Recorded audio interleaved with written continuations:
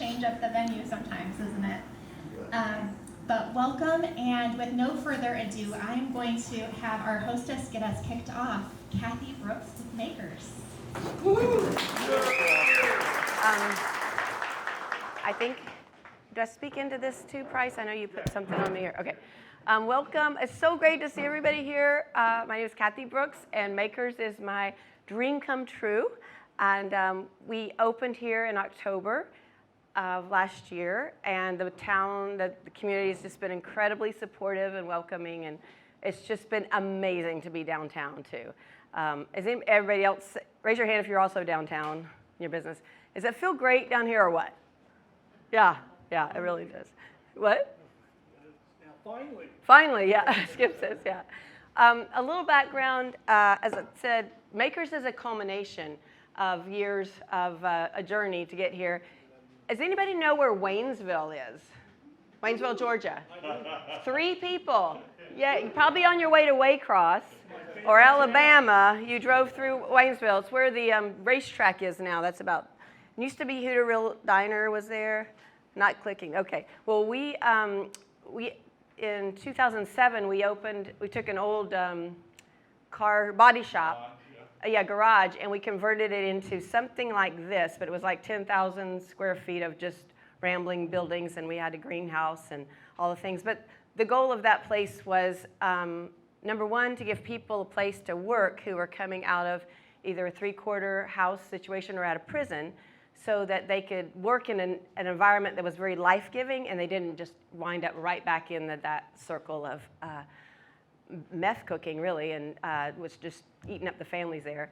So while we were there, we started taking trips to Haiti, and in 2011, we moved to Haiti, specifically Gonaïves, Haiti, and ended up taking a 10,000 square foot warehouse and converting it to business space. And so we have something about warehouses, I think, in our blood. We also, to do economic development and to be of the most help we could be, we started a company called Second Story Goods. There's cards on the table because we realized that the men and women of Haiti, first of all, were some of the most magical, amazing humans I'd ever met in my life. A lot of fun, and also just brilliant.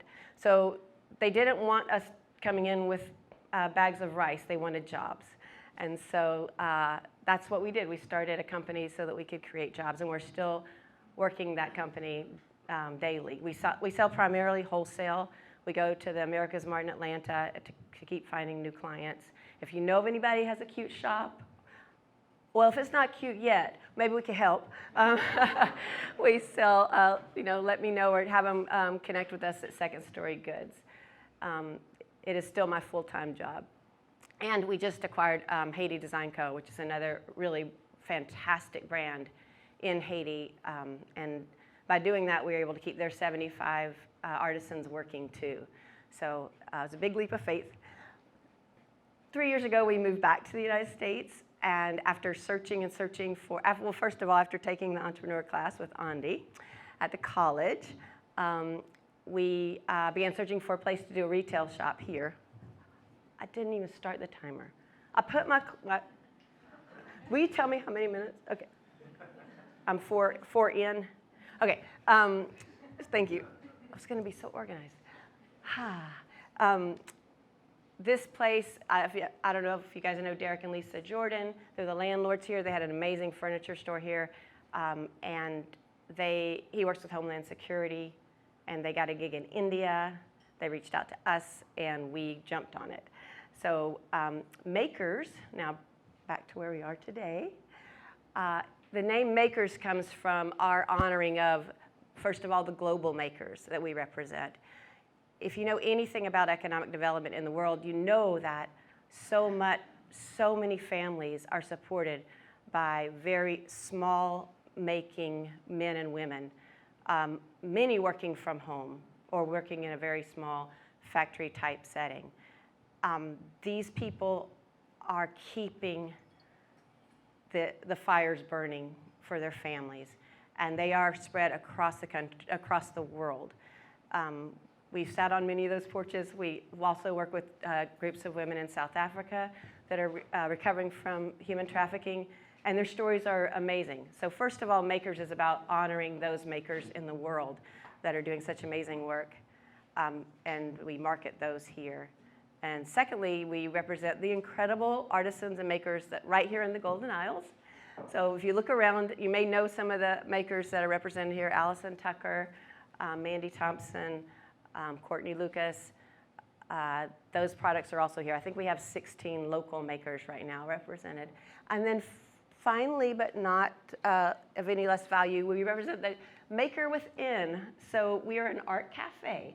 On your tables, you have some menus. So you can come in any time that we're open, and you can order like you'd come and sit and order a hamburger. You instead would order an art experience.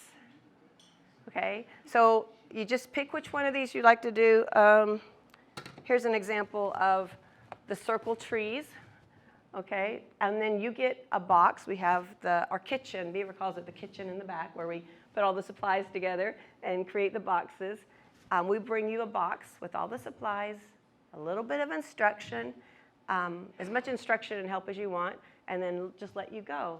So it's a wonderful time to come in and just have a little brain rest, or if your brain's always going this way and you need it to just go this way for a minute, come and sit by yourself and have it. Come and sit with a parent or a child, a friend, a date, a group of friends, and we love having you here for that.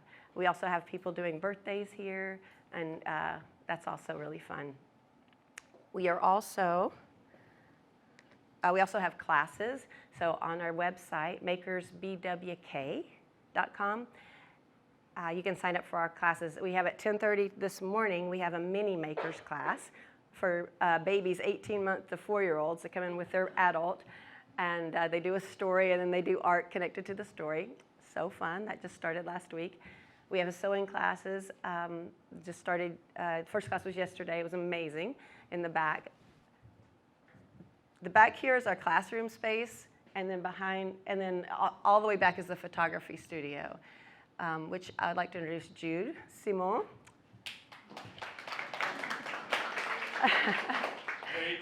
Hey, Jude. Hey, Jude. Oh, yeah, hey, Jude. Okay, yeah, he's never heard that before. Jude and I worked together in Haiti. He was the photography for Second Story Goods. We worked together there for 6 years, yeah. And then when he came to the United States, we're like, please. So, which is perfect because we knew we wanted to do a photography studio. And so he's the manager of that space if you want to rent the space or if you want to get some great shots. Talk to Jude. He can give you all the information. My notes here. We're also an event space. So on our website, you can find all the details about that. So you can actually rent this space for an event. The courtyard, we're working on getting that all ready. That's also event space. And then the flat next door, we live there, but the front half of it is an event space as well. So we're gonna, if anybody wants to go through there on their way out after this, you can go through the screen porch and that door will be open and you can see that. It's a huge, big, beautiful space. Lisa and Derek did a great job. All right, I'm gonna wrap it up. And does anybody have any questions? How did you originally discover Haiti? How did we originally discover Haiti? We had moved out to Waynesville, and my husband and son went on a mission trip with a little Baptist church that was across the street. And they came back. My son specifically was 13 at the time, and he came back so changed. He came home right when they got back, and he went upstairs, took his bed apart, moved it to the shed, and began sleeping on the floor because he wanted to be in solidarity with the teenagers he'd met in Haiti who didn't have beds. And we'd always worked with the margins, people that lived in the margins in Canada, and then here in Brantley County, but I knew I needed to get to Haiti, and I knew it would change me, and it did. Yeah. Good question. Jim? How do you finance How do we? This and anything else. Well, thank you for asking that. So Second Story Goods is under our nonprofit, Much, and which is also online. And we've been a nonprofit since 2007. We've been a legal registered nonprofit. So it's been miraculous, honestly, the finances that have come in. We knew nothing about fundraising. I remember the first time someone said, they came to Haiti and they visited us, and she said, she pulled me aside, she goes, "You should ask us for money." And I was like, "Why?" She goes, "Well, don't you need money?" And I'm like, "Yeah, we do." She goes, "Well, we're a board of directors for a nonprofit. We run a trust." And I was like, "I don't know what that is." She walked me through it, and they ended up giving us a lot of money. So we don't have a background in fundraising. This is not under the nonprofit. The nonprofit could not take that risk. This is under Beaver and Kathy Brooks. This is our risk, our personal risk. But if somebody wanted to give you a check today, that would be okay? It would be incredibly marvelous, wonderful, amazing, yes. I knew there'd be address. Oh, yes. How did you know that, Skip? I just, Do you guys see, if you look right behind you, Do there's it. a book back you have there? your bill? You see No, that book I- painfully With on your it on the Lucas shelf? bill, did you ever get that? No. That is more of the whole story, and it's an amazing read. And so if you'd like those, if you'd write a big check, I'll give you one. Who wrote the book? Oh, my wife wrote the book. Oh, yeah, I did write that book, finished it during COVID, like a lot of people did, Painfully Honest. And I only called it that because every time people were reading it, as I was getting ready to publish it, they would be like, "Dang, girl, you said that out loud." And it's not that I said things about things that are wrong in the world out loud. I said things that were wrong about the way I was thinking about things. And I just think that it needed to be said. People put, quote, missionaries up on a pedestal, or even some of the things that we tend to do in the world. And it's like, it's not always the best practice, y'all. You know? So that's what that book is about. Another question. I have a question. Good. Okay. Okay. Can someone come in and actually have something specifically made, like they can ask any of your makers to specifically make something? Absolutely. That would be wonderful. Yeah, we've got, yes, absolutely. Mm-hmm. Another question. You're a lively group today. So how do you There we find go. your I artists for this? I know someone who's Alaskan Native, and she makes moccasins and pillows and all this stuff, and she's very good. So how do you find your artists? Yeah, we have, actually, I think we just took it off. We did have a spot on our website for people to apply, but we have quite a waiting list right now. So I took it down because I didn't want people filling out that document and waiting, and we might put it back up when we have more space. But word of mouth too. I'll have it come see you. Perfect, thank you. What is your most favorite thing in your shop? Oh gosh. Just Besides that cute guy standing by the door. Okay, that's true. He is my most favorite thing, unless a grandchild walked in. I just wanted to affirm that when they prepare food, Beaver does not cook it. Yes. Well, one of my favorite things has been on Hungry, and we serve Schroeder's pastries here. And then we also serve Avanti coffee. If you like the coffee this morning, it's from a straight-up brand out of Haiti. We're good friends with a couple, and their main goal, besides making great coffee, is to make sure the farmers are paid a living and equitable wage, which is that's our promise. That is the singular promise that we have to our customers. You know, we've got whole bean too. Yeah. So we still don't know what your favorite thing is. Oh, my favorite thing. How could I pick? Okay. Yeah. Yes, sir. I just got here. Is that a photography studio back there? Yes, it is. Jude's the man to talk to about that. If you said hey to Jude, then If you say, hey, if you sing it, hey, Jude, yeah, you get to, yeah. Great. Another question. Well, this is really a beautiful space, Thank you. and Haiti needs to export things, because as an economist, I know you have to export before you can grow. So I think get some coffee, that would start. So let's take about a 10-minute break. And Before we move on with our next presenter, who I can't wait for you to hear from, we have 3 very quick announcements. Anne, would you like to get us started? Yes. On Saturday, the whole entire day, we're going to have a women's conference here at the library. This Saturday, we're going to have a conference at the library. It's a women's conference. It's a place where we meet speakers like AJ. We're going to talk and share their stories. Kathy is going to be also sharing her story. Aurora is going to be one of those. So you'll hear stories about women, but also you'll heard tips on how to navigate, the challenges that you can meet when you're a woman in business, and then simply network with amazing women. So I'm looking forward to seeing everybody, and it's not just for women. Everybody's invited, because if we want to make a change in our community, we'll need everybody on board. Yes. And daycare, tell about daycare. Oh yes, and if you need daycare, we have an amazing sponsor, Punch Drunk, and also the Golden House Development Authority, who allow us to offer scholarships and then daycare for free for whoever asks us. At the break. At the breaks, yes. any questions? Yeah. Thank you, Anne. Dan, any questions? Sorry. Yes. What are ma'am. the times? 9:30 to 4 o'clock. Okay, we have to pre-register to show up. You can show up or And that's at the pre-register. Brunswick Library? Yes, ma'am. This Saturday? Yes. Okay, next announcement from Olivia in our Office of Diversity at the college.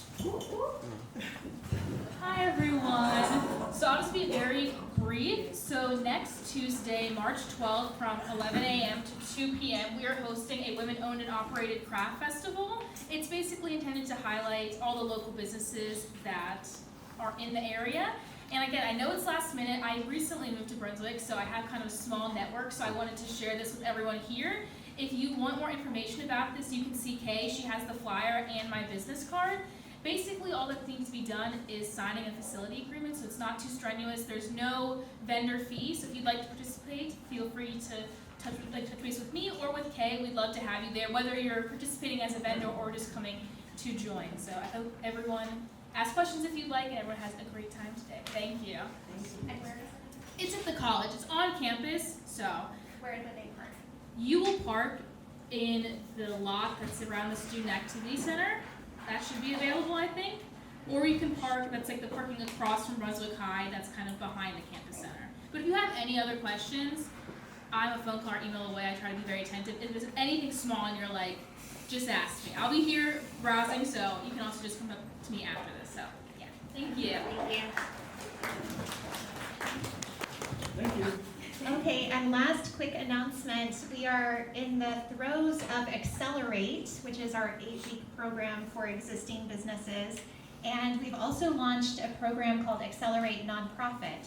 So we're also in the middle of that at the moment. And in a couple of weeks, on March 21st, our Accelerate group will have their investor pitch night. It's a great way for you to come and see like our version of Shark Tank, to see local businesses and their growth plans. We award cash prizes as a part of Accelerate, and but it's a really fun event if you want to see Shark Tank live, basically. Where on campus is it? This will be at the Stembler Theater Okay.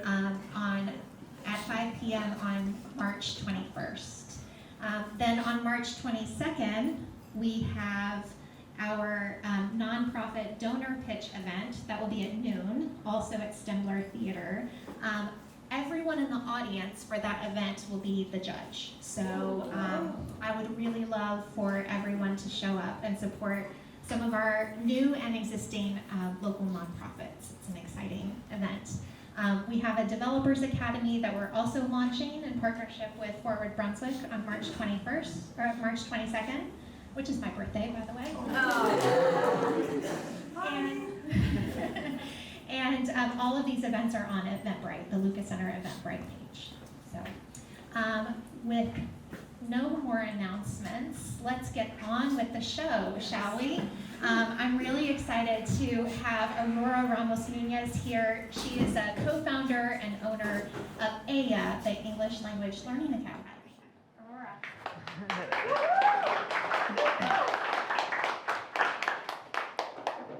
Good morning, everyone. How's it going so far? Good. So far, so good. That's good. Kathy, your story is amazing. I love hearing it. Yes, thank you. All right, so my name is Aurora Isabel Ramos Nuñez, Aurora for short, like think of Aurora Borealis. And so I am the co-founder of English Language Learning Academy, AYA, and Continuing Education. And so AYA in Spanish means she, her, hers. All right, so we did it on purpose. We are a women business, women-owned business. All right, so this is how this all started. So Judith, who is the teacher and also curriculum developer, she has been teaching at the Brunswick and St. Simon libraries, English as a foreign language and Spanish as a foreign language.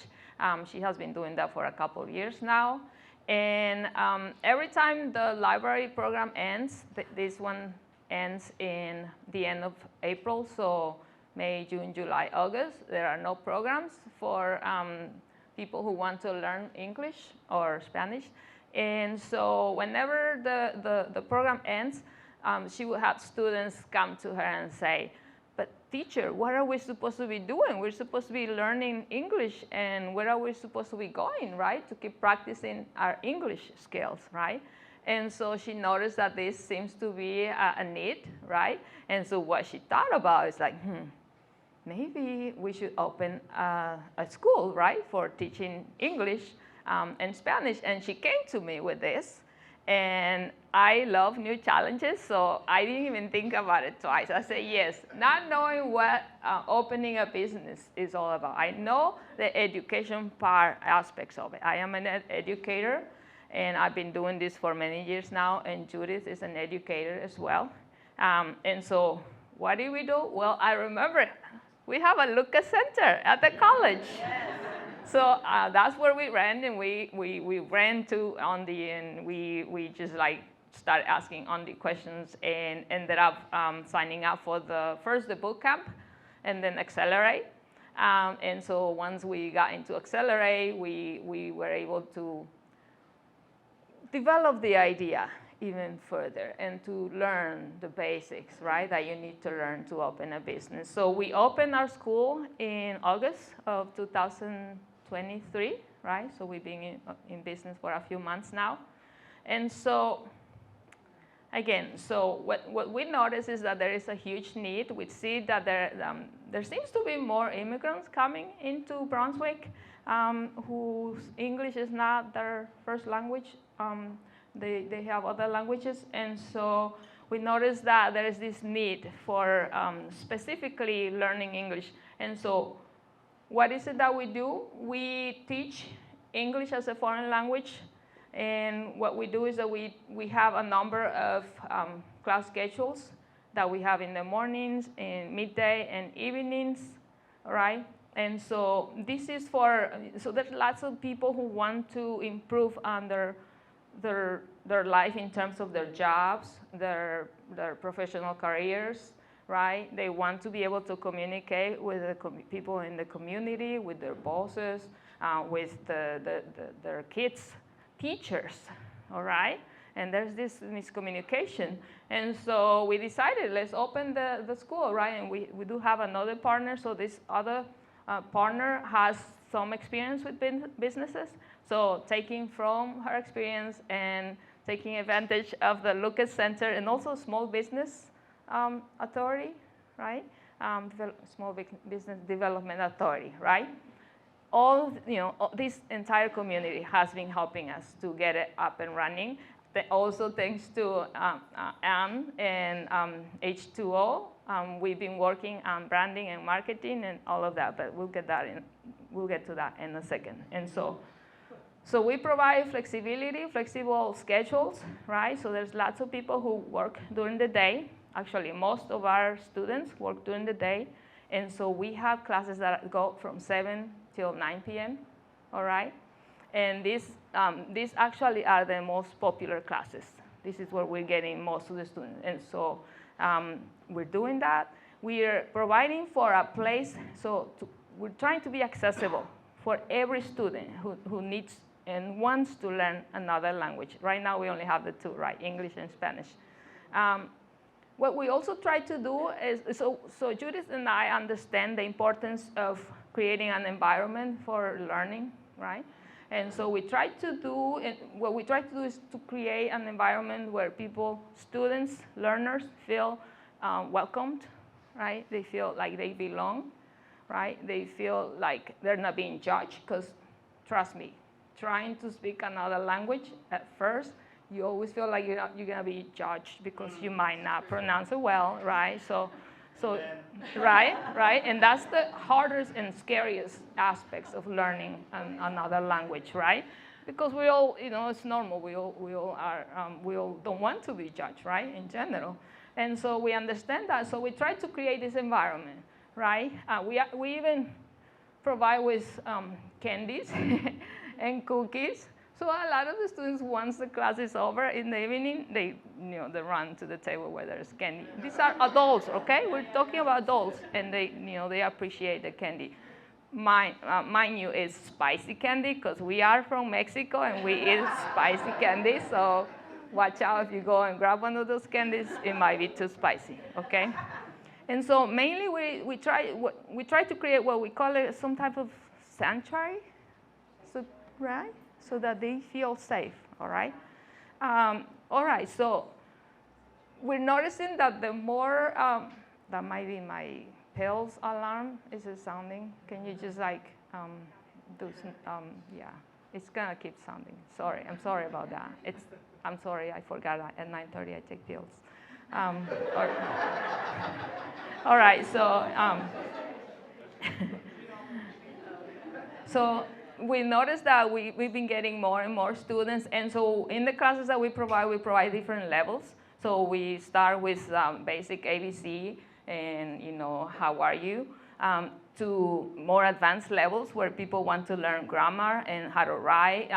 We have people that come from different backgrounds. Some people have careers that they got from their countries, and they want to work on their English so that they can feel like they're more marketable. Right? And so we have those advanced classes. Those are called specialized classes, right?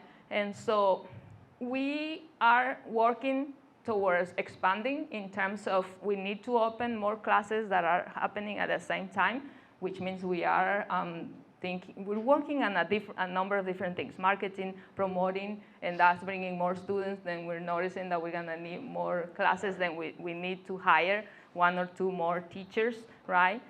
So we want to expand in terms of we're gonna need a bigger, larger place.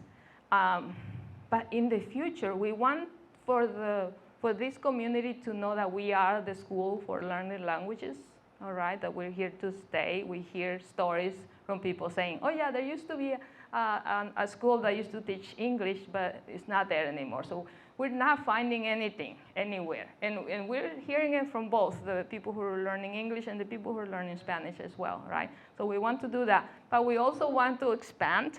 We want to open. So Judith is really great at creating a curriculum. So she's been working on creating it from scratch for both languages. And the model that we are creating, we want to use this model so that we can open other schools in other cities using the same model of learning.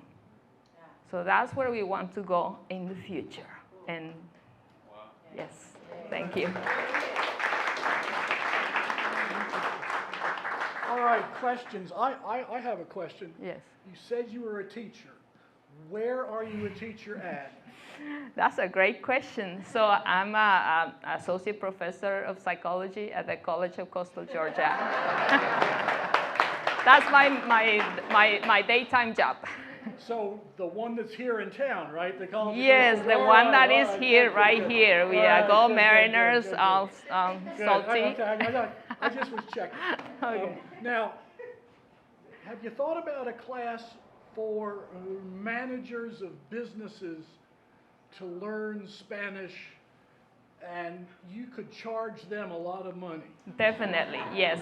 That's in the works. As we're creating the curriculum, we want to make sure that people have, right, like a guide so that they know what we're going to be emphasizing. There'd be a lot So of response to it is part of the Good, plan, good. yes. Thank you. All right, questions? Yes.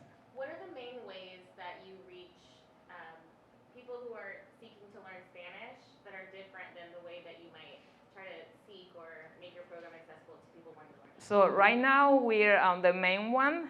The main venue has been Facebook, and amongst word of mouth. However, we've been working on the branding aspects of ella. So we have our logo, beautiful logo. Thanks for that. It's beautiful. And so I'm working on creating a website, and so that way we can actually reach the people who want to learn Spanish, who I suspect will be using the website a lot. Yes. I'm sorry, I have one follow-up. Yes. Do you plan in the future to offer virtual classes? We're not there yet in terms of virtual, but we're open for that as well. Jim? You probably mentioned it, but where do you hold classes? Where is our academy? Yes, it's 1628 Norwich Street. So we are in the downtown area. We're just in the Norwich part of town. And it's there's an Adams Market, and there's also a high school. We're really close to this area, yes. Do you have a website? Not yet. I'm Not working yet? on Okay, it. good. My spare time. Faculty don't do anything. Exactly, yeah. So. I'm proud of her. So, yes, another question. Jenny, go ahead. Just real quick, as kind of a fan of marketing and getting the word out, I am actually a student at the Spanish Academy Yes. class. And it is way different than what you think of. Like my last memory of learning Spanish was middle school, right? So it's not like grammar laden and form. It's fun, it's conversational, it's practical learning. So very different. So if you're thinking about it or know anybody, it's not like grammar school learning Spanish. It is practical, fun, engaging. Muy bien. Yes. Thank you. Bill? Yes. She presented this to Chamber of Commerce. They know about it. Does the Chamber of Commerce know about you? They should. No, they should, because we did get some money from them in the beginning. We submitted one of those small grants, and we got it to open the school. Good. So I think that comes from them. No? The Golden Isle Development No, the first one. Maybe have some assistance. The Development Authority may be another source. Right. Yes. We've been working with them. Yeah. Okay. So I'll keep those in mind. Jim again? Do the people that attend have to pay anything? Yes, it is an LLC. Yes, that's a very important question. It is an LLC. It's a profit. It's not a non-profit. It's profit. Is it very much? No, we don't think it's too much. It's very affordable. Okay. Yes. Thank you. Yes, ma'am. So I will ask though, do you have possibly a homeschool base like Spanish 1, Spanish 2, or could you ever do that? Because I'm part of a large homeschool group that probably could really use that. Because most of us don't speak Spanish. It's really hard to teach it at home when you don't know it. So you mean going to people's homes and? No, so I used to be part of a co-op that would offer 1 day a week, and then they had to go home and practice this thing. So They would come to you. They would come to you. Oh, they would come to us. Curriculum that you could say Spanish 1 is done at the end of the year, and then Spanish 2 is Yes, you would come to our school, and yes, our very talented teacher has been developing the curriculum, and we do have a total of 3 levels right now for Spanish. So yes. Yes, thank you. Yes. I wanted to know, what is the process like for determining if you, like what level you should start at? Is there like a test, or, I'm very interested in the So right now, we don't do written tests, we do oral tests. We have conversations with you and we figure out what level you are in both languages. So oral, yes. Thank you. Thank you. Anne? Yes. I just wanted to say that as a student, I absolutely love it, and I think it's very affordable too. Oh, thank you. Anne. Thank Another you. question. If they wanted to call you at your work, what is your office number? I'm just saying. So it's my cell phone number. It's 619-212-2524. And I do have a few flyers here if anybody wants some. Yes. Another question or two, surely. But definitely you can find us on Facebook. We On are. Facebook, do you have your class schedule listed too? Is it on Facebook? I do have some flyers on Facebook, yes, that are posted. I believe. I'll double check. Okay, I think that brings us to an end. All right, thank you.